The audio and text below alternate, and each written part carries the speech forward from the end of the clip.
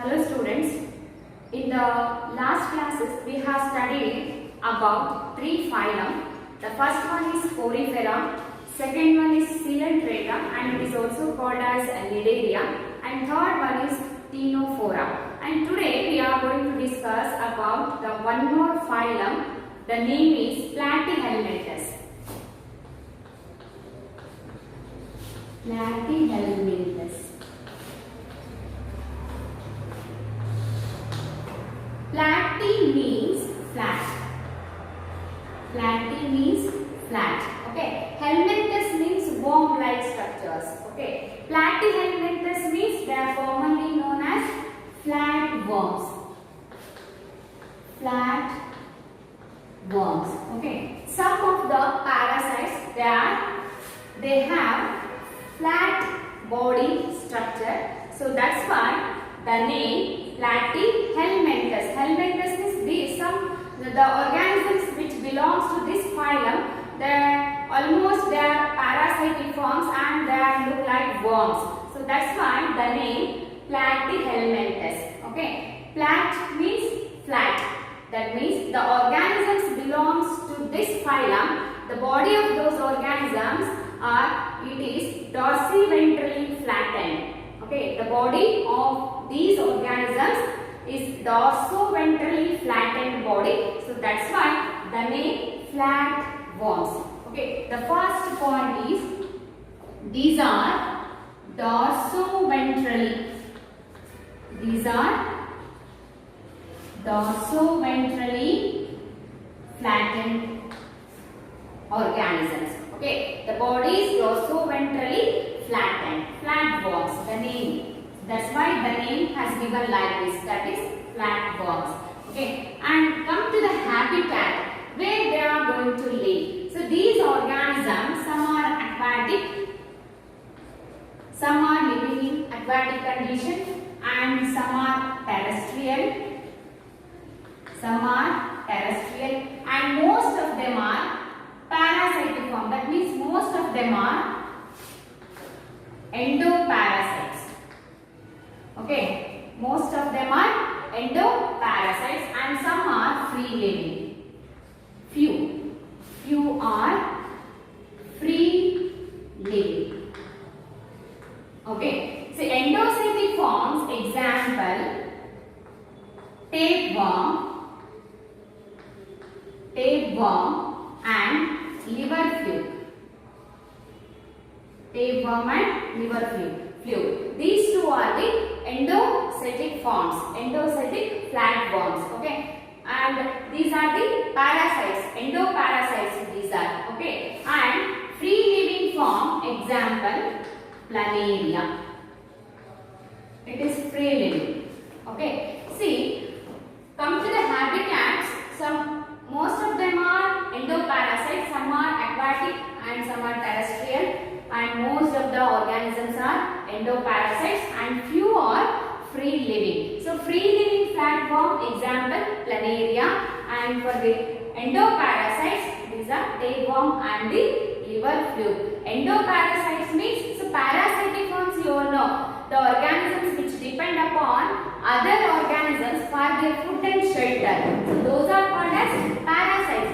For both shelter and food they are depending upon other organisms. Such organisms are called as parasites. Endo means inside. Inside the body of the host they are living and they are taking their food. Such organisms are called as endoparasites. Okay. And next point. These are the first organisms. They are showing bilateral symmetry. Okay, bilateral symmetry. They are showing bilateral symmetry. See, these are the first organisms which have bilaterally symmetrical body. Exhibit bilateral symmetry. Bilateral symmetry, and they are triploblastic. They are triploblastic and acoelomates. See, these are organisms, they are showing bilaterally symmetrical body form and they are triploblastic and acoelomate. Coelom is absent in these organisms. See, till now we are studying the three phylums, no? So the organisms which belongs to those phylum, they have radially symmetrical body form, isn't it? And they are diploblastic organisms. But these are the first organisms, these are the first animals showing that exhibiting bilateral symmetry and diploblastic. Bilateral symmetry means if we cut the organism in one particular plane, okay, in one particular plane through the central axis, we can get two equal body parts. So such type of organisms are called as bilaterally symmetrical organisms. Triploblastic means these organisms develops from three germ layers, okay, ectoderm, mesoderm and endoderm. Okay, these are the first organisms showing bilateral symmetry and triploblastic condition. And these are acoelomates. Coelom is absent. Coelom is absent. So this is ectoderm, this is endoderm, and here we find some cells. Okay, so cavity is absent here, it is filled with cells. So that's why it is called as acoelomate organism. Coelom means body cavity is absent. Okay. Next, these organisms exhibit cephalization. Means cephalization we can see here. Cephalization occurs in these organisms. Cephalization means formation of head. We can see the formation of head or the presence of head in these organisms. Cephalization occurs in these organisms. So this is also one of the characteristic feature we can see first in these organisms, cephalization. Okay, and next, see, these organisms digestive system. In these organisms, digestive system is absent. That too, in case of endoparasites or in parasitic forms, the digestive system is absent. In parasitic form, digestive system is absent. Digestive system is absent. There is no need of digestive system for these endoparasites because these organisms or these animals taking the digested food, okay, inside the host body. So that's why there is no need of digestive system in these organisms. So endoparasitic form is liver fluke and the tapeworm. So these are living inside in the intestine of the human body and they do not need the digestive system because they are absorbing, they are taking digested food, okay, from the host body. So that's why if in free living forms, digestive system is incomplete. Digestive system is incomplete. Okay, digestive system is incomplete. That means blind sac body plan is found. Blind sac body plan they have. That means only one opening is found. Okay, only one opening is found in the digestive system. So that type of digestive system is called as incomplete or it is also called as blind sac body plan. We have already discussed in our first class. Okay, and next, excretory system. Excretory organs are called as, or excretory structures in these organisms. Excretory structures in these organisms.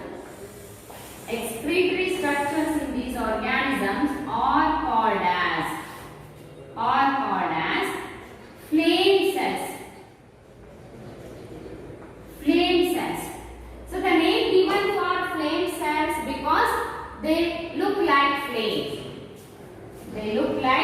flames. So that's why the name has given like this. Okay, and they are also called as solanocytes, or they are also called as protonephridia. Protonephridia. Okay, and see the expiratory structures in these organisms are called as flame cells. Okay, and they are also known as solanocytes or protonephridia. They perform the function of osmoregulation and also excretion. And next, nervous system. Nervous system is not well developed, but they contain, nervous system contain a network of nerves. A network of nerves. Okay, and see here one point I am going to add. These organisms are showing organ system level of organization. Organ system level of organization. Organ system level of organization they are showing.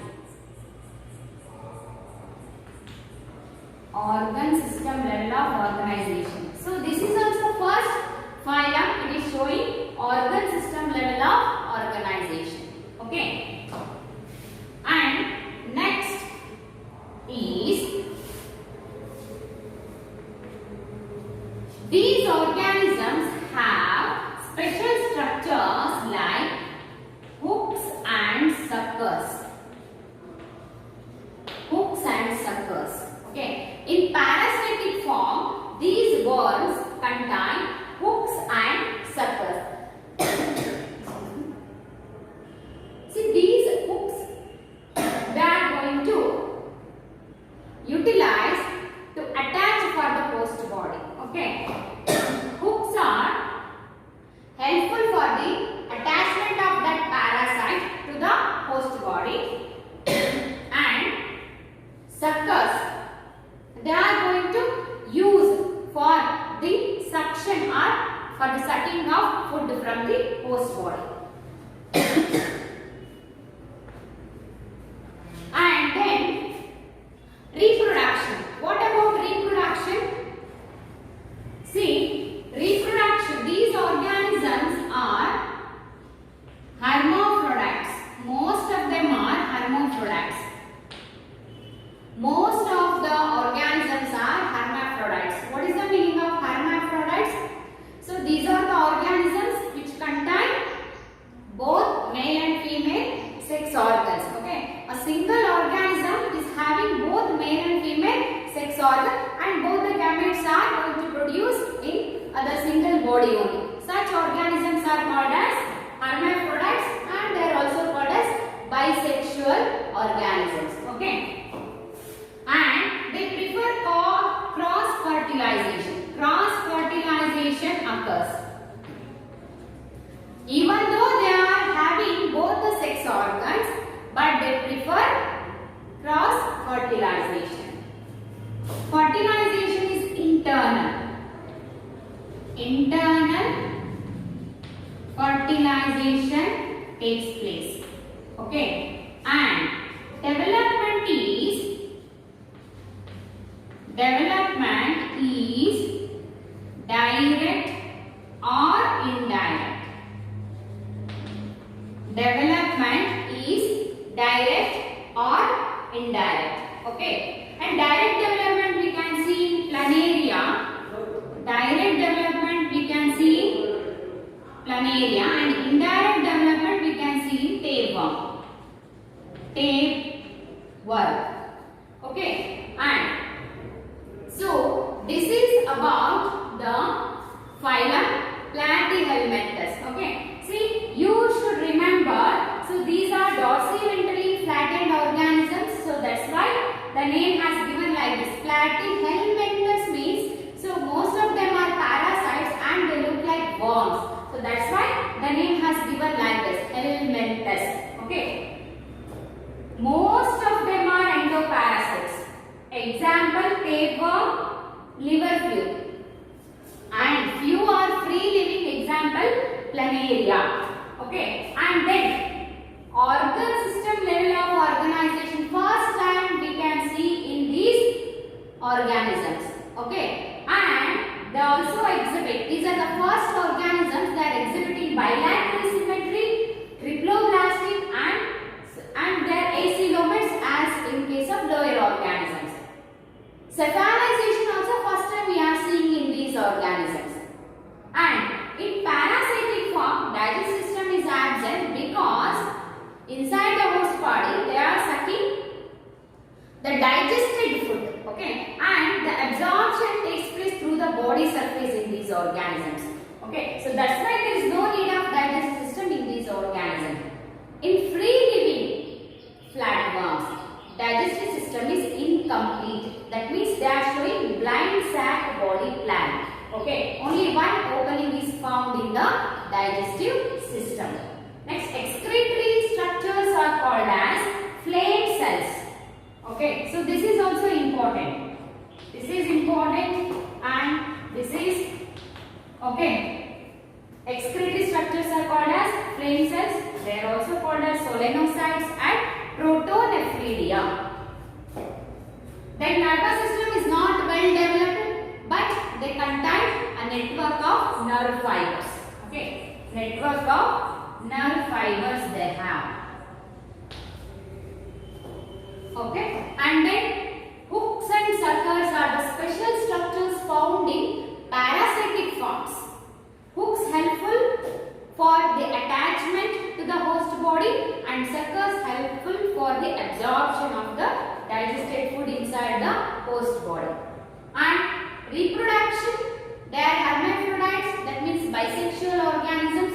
Even though they are bisexual, they prefer cross-fertilization. Fertilization is internal.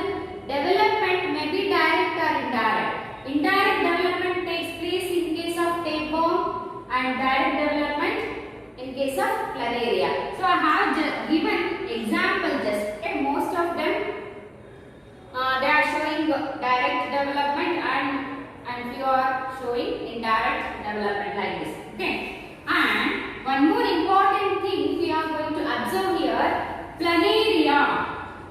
It is free living flatworm, shows high regeneration capacity. High regeneration capacity. Okay, regeneration means if, see, reproduction, so asexual reproduction for, see, it is regeneration, it is the one of the method of asexual reproduction. Okay, see, if planaria is like this, so this is the body of planaria. Okay, see, this exhibit asexual reproduction. Okay, asexual reproduction, that is regeneration, it is going to exhibit. What happens here?